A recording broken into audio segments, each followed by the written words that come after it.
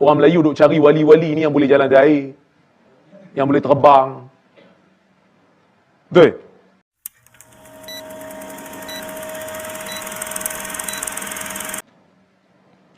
Imam Syafi'i dia puji Imam Ahmad. Imam Syafi'i dia tak ada beza dengan Imam Ahmad, tapi dia puji. Dia kata antum a'lamu bis-sihah ataupun bil athari minna, fa idza sahha 'indakumul hadis fa'alimuna hatta narji'a ilayhi, kufiyan kana au basriyan au syamiyan. Dia kata pada Imam Ahmad, kamu lebih pandai dalam bab hadis daripada kami. Imam Syafi'i tokoh, tapi ketokohan Imam Syafi'i lebih bersinar dalam fiqh. Jarang kita jumpa pandangan Imam Syafi'i memberi komentar terhadap perawi-perawi hadis. Tak banyak. Kerana ketokohannya, tumpuannya lebih kepada fiqh dan usul fiqh. Maka sebab itu Imam Syafi'i sebut pada Imam Ahmad, antum a'lamu bis-sihah ataupun bir-rijali minna, kamu lebih tahu tentang perawi-perawi hadis dan hadis-hadis berbanding kami. Fa idza sahha 'indakumul hadis, apabila hadis telah sahih di sisi kamu, fa'alimuna hatta narji'a ilaihi, bagi tahu kami supaya kami boleh tarik balik pandangan kami dan kami pergi kepada hadis yang sahih tersebut. Kufiyan kana, tak kira lah hadis tu hadis orang Kufah ke, hadis orang Basrah ke, hadis orang Syam ke, tak peduli. Yang penting hadis tu sahih. Aku tak kira daripada mana pun. Walaupun mereka berbeza pendapat, tetapi mereka tetap hormat menghormati. Baik.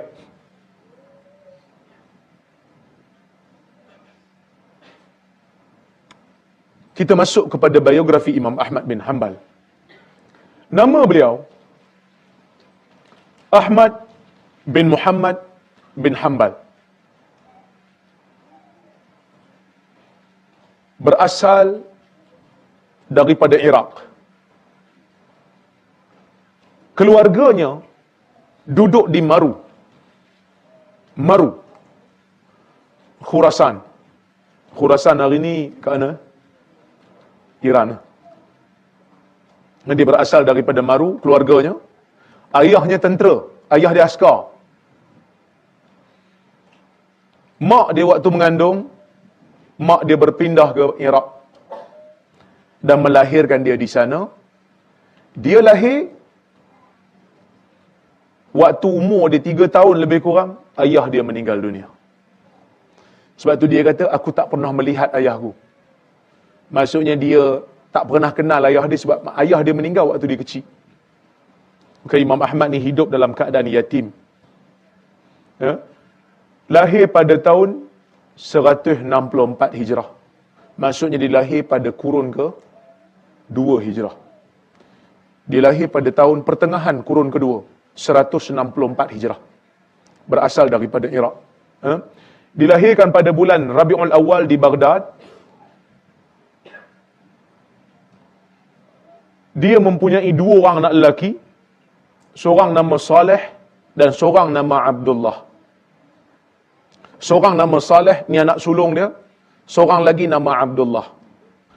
Saleh anak bini pertama, Abdullah anak bini kedua.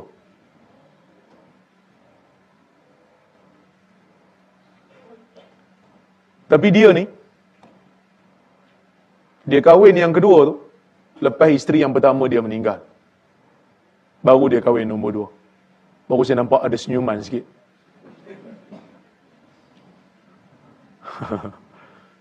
Tapi dia digelar dengan nama Abu Abdullah.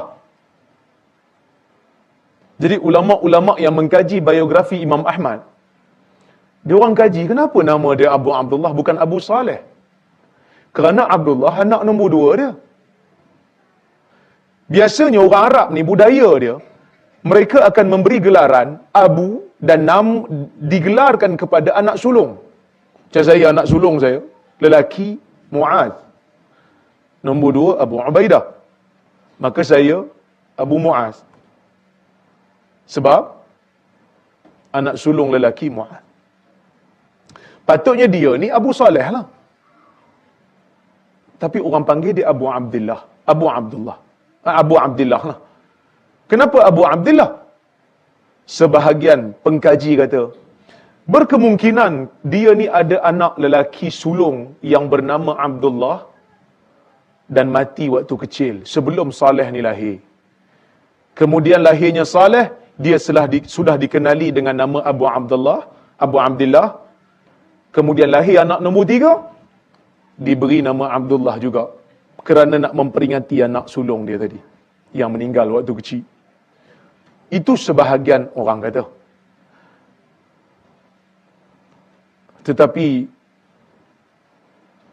pandangan yang lebih kuat, sebenarnya Abu Abdullah ni adalah gelaran Imam Ahmad yang diberikan kepada Imam Ahmad sebelum daripada dia kahwin lagi. Dia budaya Arab tu macam tu lah. Dia suka kunyah. Kunyah ni maksudnya kita letak nama Abu untuk lelaki, Ummu untuk perempuan. Kita ada nama Rozaimi, tapi ada gelaran Abu.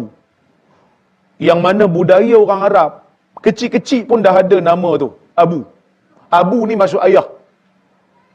Macam ada seorang budak di zaman Nabi yang suka main burung, nama dia Abu Umair. Nabi kata, ya Aba Umair, wahai Abu Umair, bapa Umair. Budak tu kecil lagi. Ni ada, ini sunnah dipanggil. Sebab Nabi pun ada gelaran dia Abul Qasim. Supaya budak-budak yang digelar dengan nama Abu ni cepat matang. Kita panggil dia ayah masa dia kecil lagi. Tak adalah umur dah 34 tahun, panggil boboy lagi. Boboy nak makan apa boboy? So dia lambat matang. Sorry lah kalau ada boboy.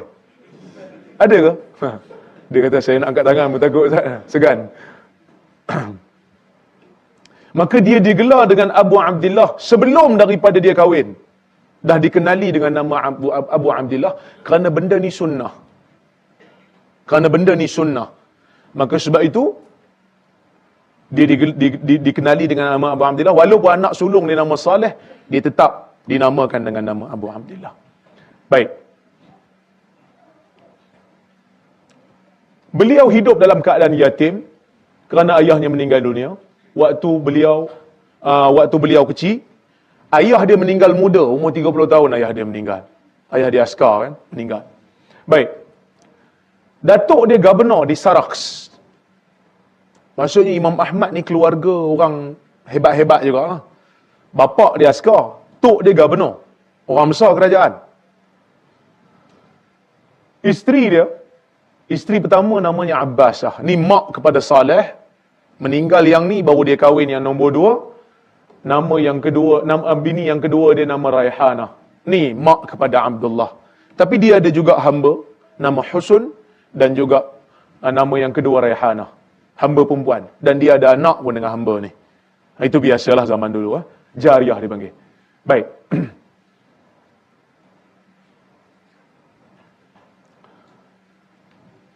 Imam Ahmad menunjukkan ketokohan dia masa dia kecil lagi. Ni hebat ni. Ulama-ulama zaman dulu ni nak jadi tokoh. Masa budak-budak dia hebat lah. Tuan-tuan baca kisah Imam Nawawi. Imam Nawawi ni antara imam yang hebat. Bahkan saya boleh kata dia ni wali Tuhan. Walaupun orang Melayu duk cari wali-wali ni yang boleh jalan di air, yang boleh terbang. Betul? Tapi dia lupa nak tengok Imam Nawawi sebagai wali Tuhan. Sebab apa wali Tuhan? Sebab dia boleh tulis kitab. Kitab dia bertebaran seluruh dunia. Mana-mana masjid mesti ada kitab Imam Nawawi. Paling tidak, kalau bukan Riyadhus Salihin, hadis 40. Carilah mana-mana negara yang ada umat Islam di dalamnya, yang ada masjid, yang ada surau. Mesti ada paling tidak kitab Imam Nawawi dibaca, dikuliahkan. Hebat tuan-tuan. Saya tulis kitab pun tuan-tuan pun tak beli lagi. Bukan tulis kitab pun, tulis kutaib. Kitab kecil. Tuan-tuan tak beli. Siapa yang baca apa yang saya tulis? Saya punya penyelia yang baca. Tu pun sebab dibayar gaji untuk baca. Penyemak yang baca. Tuan-tuan tak teringin pun nak baca kan? Sebab saya bukan wali Tuhan. Saya wali band.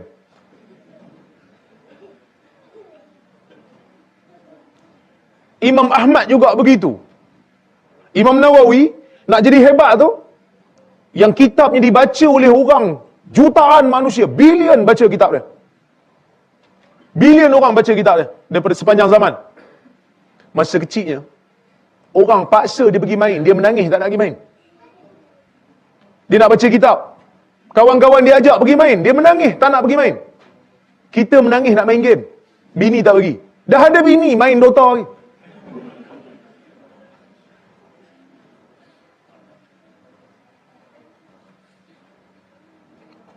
Begitu juga dengan Imam Ahmad.